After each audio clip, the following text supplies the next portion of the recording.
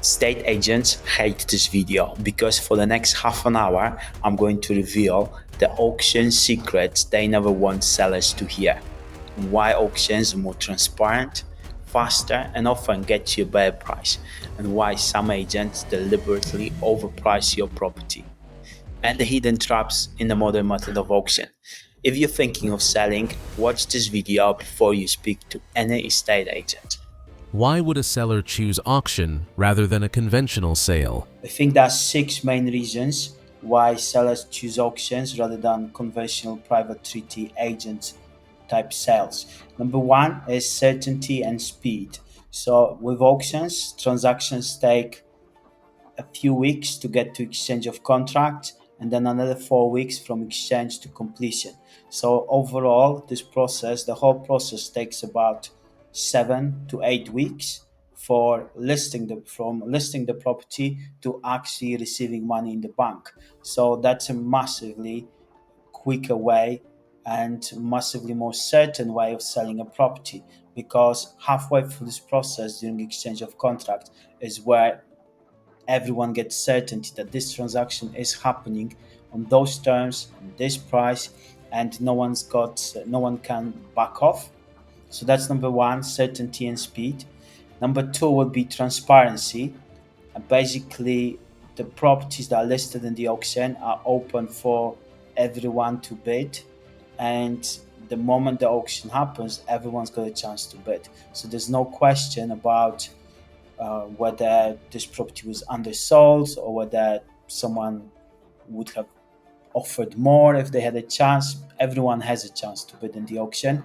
So transparency is a big one for a lot of sellers.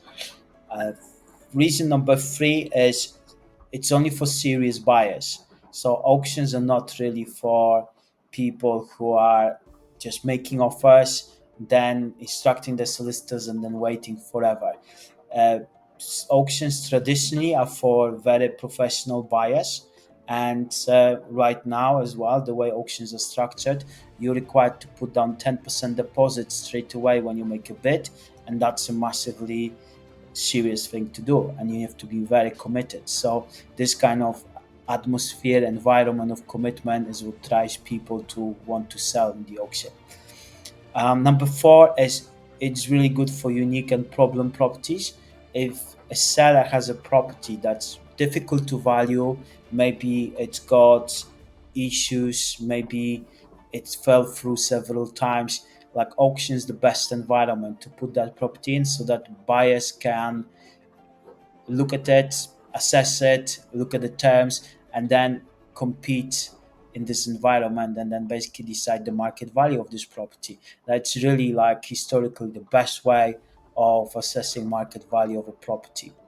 Number five, it's auctions is great for sellers that are motivated. Those will be probate sellers, maybe receivers, company disposals, things where people really need to sell, sometimes because of the debt, sometimes because of the divorce. Like there are several reasons why people might be motivated to sell. And if they're motivated, they need to sell right now. They cannot afford to wait 6 months, 9 months, or play around with buyers that are not serious. They want the property in a serious environment, and they know auctions deliver that. So they end up selling in the auction. And then number six is sellers are in control of the transaction. The reason why they're in control of the transaction is because they set the terms of the sale. They provide the legal pack up front. They basically set how long the completion is, what the extra fees, extra charges, and that gives a lot of control to the sellers. And a lot of them like that compared to selling through an agent and dealing with solicitors for several months. What are the major risks, hidden costs for a seller selling at auction? Okay, so the major risks or hidden costs for sellers using the auction are potentially overpricing the property. This is really a kind of strategy that agents use to take on listings. And they promise the seller the property is worth 500. In order to get the listing on, they promise the seller, or let's put the property in at 550, we'll try to get you buyers. but basically that's just a strategy to get the property on, and then the next strategy is to drop the price and then drop the price again until there is a buyer willing to pay that price for the property. The problem with that in the auction is that when you overprice the property to go in with, to go to this to start off with, you basically demotivate the market. And if you then re-enter the property again and again at the lower price, that's basically gonna make people think that there's something wrong with this property, and that really hurts the potential of the sale. So obviously sometimes people do drop the price, and sometimes there's a bit of an overestimation of what the potential value of the property is. But if the property is like dropped over and over in price, that makes people think there is something wrong with it, and it ruins the chances of actually selling for really good money. So that's number one. Number two is, I guess, sellers are very much uncomfortable with the reserve prices that auctioneers suggest to them at the start. So usually the reserve price is really something that the seller wouldn't like to sell the property for, but they kind of agreeing to it because they know that's what's going to motivate the market. But usually they're quite afraid, and sometimes if they sell the property, somehow the property sells at the reserve price, they're not quite content. That's a potential risk. However, what we normally see when selling for clients is that when you put the property on with a competitive reserve price, very low reserve price, that drives competition and makes the property actually sell and makes that final price be quite high. So that's a risk though. Another risk is sellers need to come up with about 1,000 to 1,500 pounds to basically create a legal pack. They need to pay that money to the solicitors, and the solicitors or the searchers, they create the whole legal pack, and that's an upfront cost for the seller to pay, whether that property sells or not. And that is a certain risk, because if you put a property on with an estate agent, that property you don't have to prepare a legal pack until, or you have to provide legal information until you receive an offer and solicitors are talking. And even if they are talking, it's on the buyer to pay for the searches and order the searches. So in that sense, auction is a little bit more risky because you have upfront costs. Then another upfront cost for the sellers are the entry fees. So sellers have to pay about 500 to 700 pounds for marketing costs to auctioneers. It's called the entry fee. So that's another cost that's kind of upfront and doesn't guarantee you're actually going to sell the property. Um, Another kind of risk for sellers is that properties, once the hammer falls down, and once the exchange of contracts happens, there's no cooling off period. That's it. The property is sold. The property exchange contracts, you're committing to sell it for the given price, and there's no going back. And sometimes sellers have this misconception that there's some sort of cooling off period. And if they don't like the price, if they don't like the results, they can back off from the transaction. And that's not the case. Exchange of contract is binding on both parties, and you will have to sell the property for this price.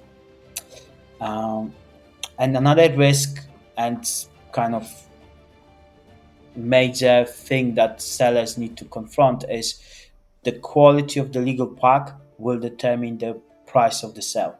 Because when someone is a buyer and they're looking at the legal pack, they will make decisions on how much they're willing to pay based on the quality of the legal pack.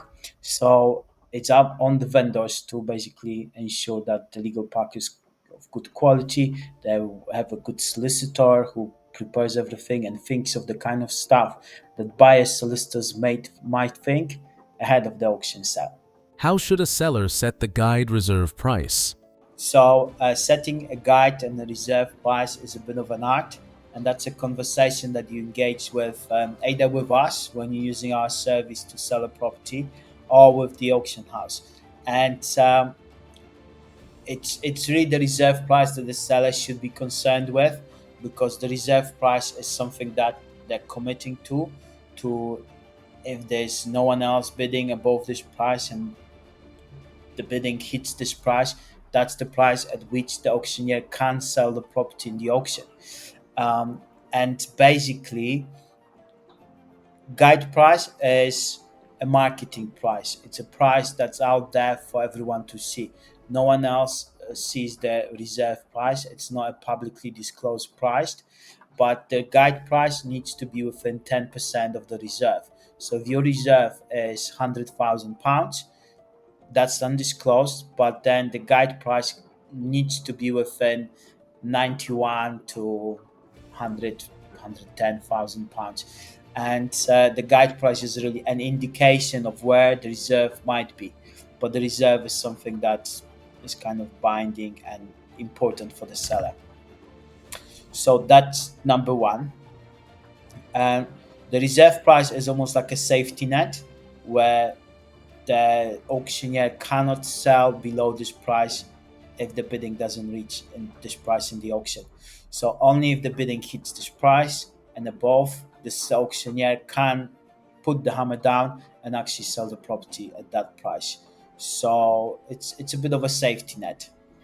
And the way it should be set is at the transactional level, where it really makes this property an attractive purchase. Because and the more attractive the guide price, the more attractive the purchase, the more bidders you will have registering to bid in the auction. And the more bidders you have registering to bid in the auction, the more competition and the more bids and the more of a chance that someone is going to bid quite a lot and others will bid against him, and the property will end up selling for quite a high price. That's the beauty of auction. And like, there's psychology in basically setting up this reserve price and the guide price. And it's the lower it is, the more competition. The more competition, the higher the price. And also, the auctioneer should be able to evidence why the reserve should be the way it is, or the way they're suggesting. And that'll be based maybe on certain comparables and certain properties that actually sold. And if those properties sold in the private treaty market, usually auctioneers will deduct the cost of works, the cost of modernizing the property, and several other things, factors that will um, kind of need to be undertaken to get the property to the level that it should be at. And usually auctioneers deduct about 10 to 20% of the final value as a kind of auction premium, auction discount rather than premium. Yes. What preparation work should a seller do before they list their property for sale at auction? The preparation that the sellers do in advance of the auction has a big impact on the value the property might achieve in the auction. Um, there is the legal pack will directly determine the value of the property. Obviously, you need to work with the seller. You need to work with the solicitor to get the legal pack in order, the titles, order the searches, make sure that the contract is there and the timings and everything is listed. The timings for the sales listed in the contract. You need to have things like an EPC. You need to have things like planning documents, building control documents, whatever it is that's important, might be important for the buyer, needs to be in the legal pack. Then, in terms of preparations, there is a lot of advice on the internet, even places like Zoopla that say, or maybe even places like ChatGPT that say, in order to sell the property in the auction for the best price, you should stage it and spend money on staging. I'm like, this is the stupidest thing in the world. You don't stage a property in the auction. In fact, probably the worse the property looks in the auction, the better it is. It needs to just look worse in an appropriate way. You probably want to, if it's a rundown property, and there's lots of rubbish in it, you probably want to remove the rubbish. You probably want to clean up the garden from the like overgrown trees or overgrown bushes and things like that. Just make the property blank canvas for someone to go in and see what it actually is, because you want to remove risks. You don't want to make the property looking beautiful, because buyers in the auction don't expect beautiful, but buyers in the auction want risks removed. And if they cannot see what's behind all the rubbish, they will assume the worst, and that will affect the value of your property. So basically, don't stage the property, but remove the clutter, remove the unnecessary things that are in it, and to work with the auctioneer to basically make sure that they take the floor plans, you allow access to viewings and things like that. Um, Obviously, you need to work with the auctioneer to see what the interest is like.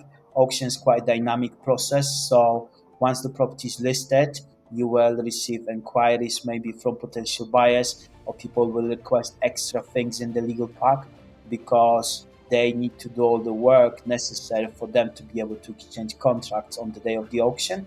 So that's that relationship with the auctioneer during this process will be very important. And timing, in terms of timing, you probably need to allow the standard completion is 4 weeks in the auction. So the moment the property sells to actually you receiving all the money is 4 weeks. And you sometimes want to allow maybe 6 weeks or 8 weeks depending on where in the year you are. For example, if you're offering a property in a December auction, um, December is practically half of the month is off. No one works. Then start of January also pretty much no one works until like the 4th or the 5th of January. So probably you want to allow a longer completion like 6 weeks or 8 weeks during that month of December and January to make people a bit more at ease that they will be able to get everything in order. So I would say those are the main things to prepare ahead of the auction and to kind of have in your mind before. Hi, Michael Allison again from Roma Finance, proud sponsors of Property Auction Hunters. Don't forget to contact us about our new revolving credit facility to give you that buying power when you go to auction. What are the different methods of auction, and how do they differ for the seller? So number one, there's our favorite method, which is the traditional method. It's the kind of method where people uh, used to go to the auction rooms and then raise their hand and bid, and it's the method where everything is unconditional. So the moment you win the property, the moment the hammer falls down, you exchange contracts, you've got 4 weeks to complete. This is a very clear cut method of selling. This is a very well established method of selling, and this is what most people are used to these days. So, traditional methods, number one, in my opinion. Then we've got this new way of selling through auction, which I don't think really it's an auction, but it's called the modern method of auction. So, modern method of auction is where um, sellers place the property on with someone like I'm Sold or Partisans, and basically the moment they place the property in the auction, it's marketed on the portals, and then people can place bids. And basically, once they place the bid, once the property hits that reserve price, then you don't exchange contracts. You are committing to enter into this reservation agreement. And as a buyer, you pay £6,000 plus VAT or 4.5% plus VAT of a reservation fee. As a seller, you get none of that. This is not part of the purchase. This really just commits the buyer to the sale, and they've got 28 to 56 days to exchange contracts on this property, and then they've got another 28 or whatever number of days to actually complete on this. And the problem with this is that reservation fee doesn't really commit them that much. Yes, it's a financial loss to them, but there is no obligation for the buyer to actually buy this property. And the only entity that benefits from this reservation fee is the agent and the auctioneer. They get to keep that fee, and if you don't sell this property to this person, then you may end up reoffering this in the next auction, and the next auction the same thing might be happening. So you don't really, as a seller, get much certainty from offering in modern method of auction.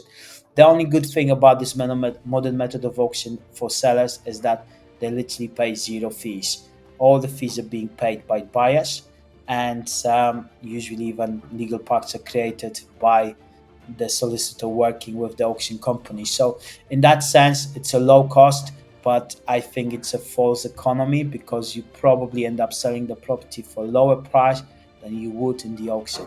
And we see a lot of traders actually buying properties from auctions like I am sold, and then they're selling them with traditional auctions, and they're making a profit because they bought it well and there was no competition in the tradition on in a modern method of auction. So those are the main methods of auctions in the UK.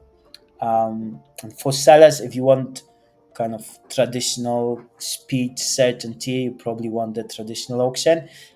If you want to kind of reach a broader market, maybe offer much longer completion, maybe reach markets that are end users and they have requirements for mortgages and stuff, then maybe using conditional auctions is okay. For us as sellers, we never sold through conditional auction. I don't think we'll ever sell through conditional auction, but who knows? Maybe that will change for the better. So far, they're growing massively in the UK, and that's mainly because of agents, a lot of agents referring things to those auction houses, and I think a, a very good proposition in terms of no fees to sellers. Let's say I've seen a property at the auction. How do I view it? Where do I find out about the viewings? How do I get inside these properties to take a look? Okay, so when you see the property online, you might see this property on Rightmove or you might see this property on Zoopla. And I think the ideal thing to do is to go to actually the auctioneer's website and then see all the functionality, all the buttons there to actually book a viewing, to actually get in touch with that auctioneer. You can do it through Zoopla or Rightmove, but I always prefer to go to actually auctioneers' websites because they're much better suited for the auction. You can access the legal packs there. You can access like several other things that maybe Zoopla or Rightmove are not showing. And usually there's a button for booking the viewing, or there's that viewings actually advertised on that website. So that's the best way of doing this. Calling an auctioneer is also a good thing. It always opens the conversation. You express your interest, and you will be on the radar of the auctioneer. In case someone makes a pre-auction offer, they might call you to give you a chance to basically make your offer. After the sale, what are the steps that the seller has to take? First of all, the moment the sale happens is the moment the hammer falls down. The hammer falls down, the 10% deposit is paid into the auctioneer's client account. And from there, pretty much the auctioneer and your solicitors take over. Um, After about couple of days after the auction, your solicitor will receive the memorandum of sale. This buyer solicitor will receive memorandum of sale, as well as your solicitor will receive the balance of the deposit. And afterwards, it's between the buyer solicitor and solicitor to make inquiry, not make inquiries, but just to agree things, pre-completion things, like mainly getting a completion statement of how much is owed on the day of the completion. So all those things are handled between solicitors. As a seller, you probably just need to sit back, relax, and ask your solicitor for an update once a week to basically ensure things are on track. But it's really on the buyer to worry and chase and make sure things are happening, because it's their 10%, It's their commitment that they're going to complete the sale on the day of the completion. So you just need to, if it's your home that you're selling, you might need to start packing, you might need to start moving your stuff to the next place because you will need to vacate the property on the day of completion. And that's it, really. 4 weeks after the auction, you normally receive an email from your solicitor saying, "We completed and we're sending you the balance of the money." Is auction suitable for every type of property? So, auction is a method of selling, and I think you can sell everything through an auction. Now, there are certain types of properties that are probably ideal for an auction, and there are certain types of properties that might be better for selling through agents and open market. Okay, what auctions are best for are properties that need work, anything that needs refurbishment, anything that's run down, anything that needs someone to basically come and do works. Perfect for auction. Tenanted investments also fairly good because it's all about the numbers, it's all about the figures. Perfect for auction. And short lease properties, mixed use, land. This is again perfect for auction, just because, especially when it comes to land, everyone's got a different plan for the land, or maybe they've got different use for it, and you want all those people to be in the room or in the auction environment at the same time and bidding on this property, because that basically then makes this go for the best price possible. And properties where value is in the eye of the beholder.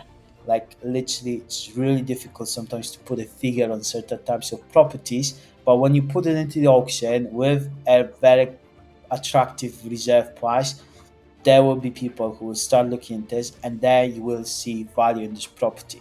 And you want a method where all those people are in the same place at the same time, fighting for this property to drive the price up. That's what auction is best for. Perfect properties for that.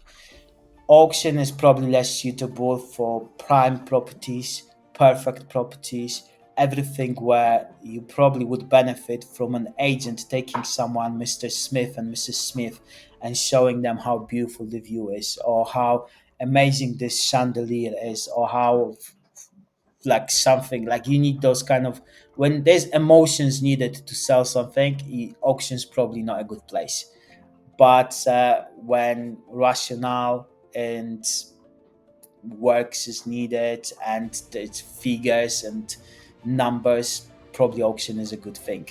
So that's and I think also sometimes it comes down to decisions such as timescale, what's your motivation, how quickly you need to sell, how complex is the sale, and that's really more important than the actual property. But everything being equal, properties that need work, properties that have problems and complexities are best for auctions. What do you think are the main concerns that a seller has if they're selling their property through the modern method of auction? I can just imagine what kind of concerns people would have because I've never sold.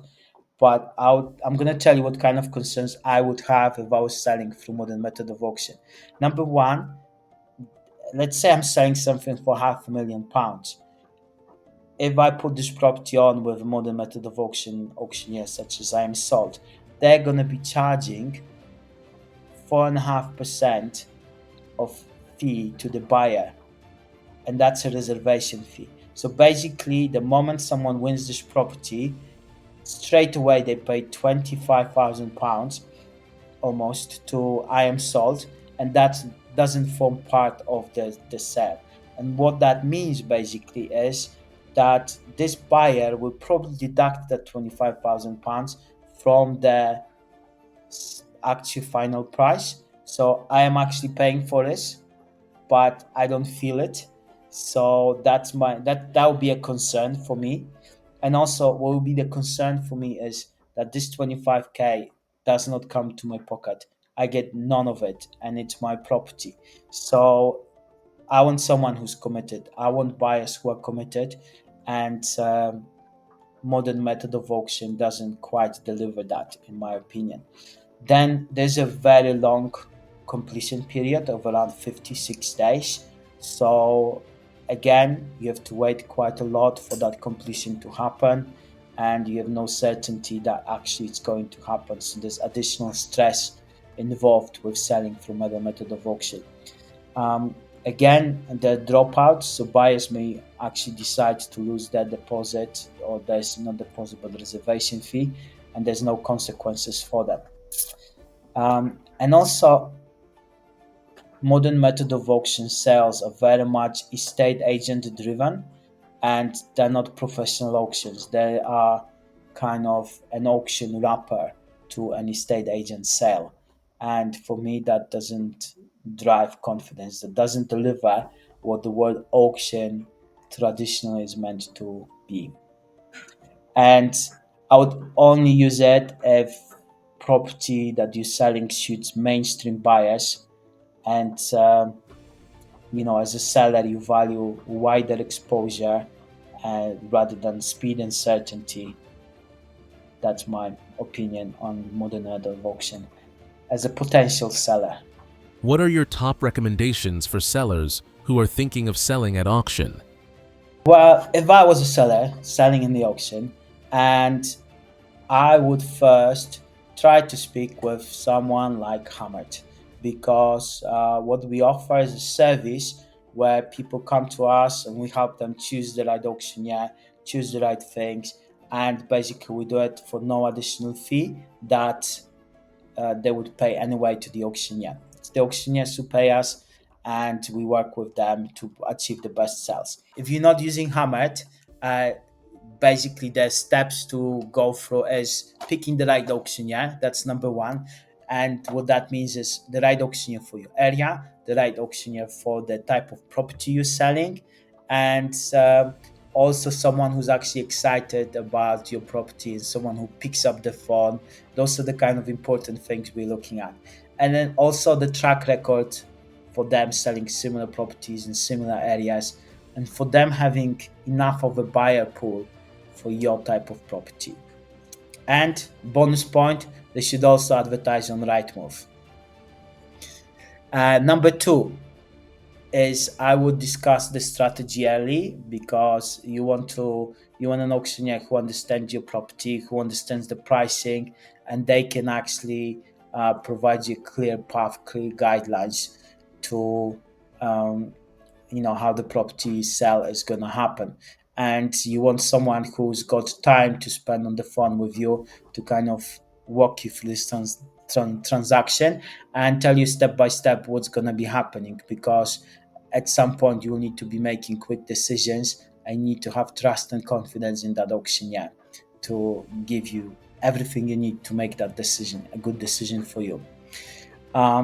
You need to basically prepare things professionally, legal pack, the transparency with it, make sure that there's a whole marketing pack and everything there, and the auctioneers is on top of all this.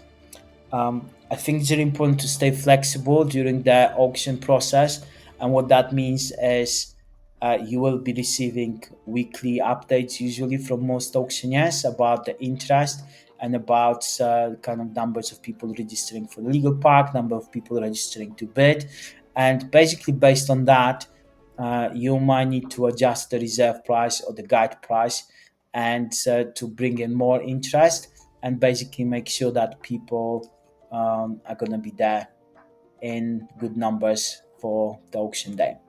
One of the things to remember is that you're not selling a house or property, you're selling an opportunity for someone. And it's really important to make sure that the whole process is as easy as possible for buyers. So that's another thing, another kind of important thing when you're choosing an auctioneer. You want those auctioneers who have an easy process for the buyers to register, for the buyers to operate within the auction website, and those are kind of important things for us as sellers to remember.